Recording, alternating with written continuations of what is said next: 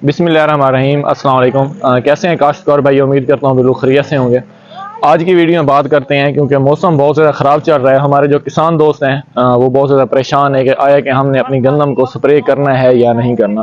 क्योंकि अगर आप इस स्टेज के ऊपर हम लोग स्प्रे नहीं करते तो फिर जिस टाइम मौसम ठीक होगा, मीन कि उस टाइम जो हमारी गंदम है वो 60 से ज़्यादा हो जाएगी, 60 दिन से ज़्यादा हो जाएगी। तो अगर उस टाइम स्प्रे करते हैं तो उसका क्या नुकसान या फ़ायदे हो सकते हैं, और अब स्प्रे करनी चाहिए या नहीं करनी चाहिए। क्योंकि जैसा कि मौजूदा हालात हैं मौसम के, सूरज नहीं निकल रहा, तो अब हमें क्या करना चाहिए। तो अगर जिस टाइम ये सूरज निकलता है, मौसम अगर सूरज नहीं भी निकलता, तो जिस टाइम ये नमी मुकम्मल तौर पर ख़त्म हो जाती है, बिलफर्ज धुंध कम है, तो आपको चाहिए कि आपने उस वक्त स्प्रे कर देना है। आपका एक सवाल बनता है कि इस टाइम हमने स्प्रे क्यों करना है, क्योंकि सूरज तो निकल रहा है, क्या हमें इससे कोई फ़ायदा हासिल होगा?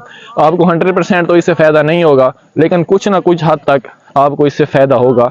उसके फ़ायदे से क्या मुराद है? इससे फ़ायदे से मुराद ये, मेरे कहने का मकसद ये है कि कुछ हद तक जो जड़ी बूटी हैं वो नीचे हो जाएंगी, वो सूखना शुरू हो जाएंगी और आपकी गंदम जो है उनके ऊपर आ जाएगी। अगर इस स्टेज के ऊपर अब आप लोग स्प्रे नहीं करते और आपकी गंदम 60 दिन से भी अबव हो जाती है, तो उस टाइम आपको नुकसान होने के जो अंदेशा है वो ये है कि उस टाइम जो गंदम होती है वो गोब की हालत में आ चुकी होती है और अपना सिट्टा बनाना शुरू कर देती है।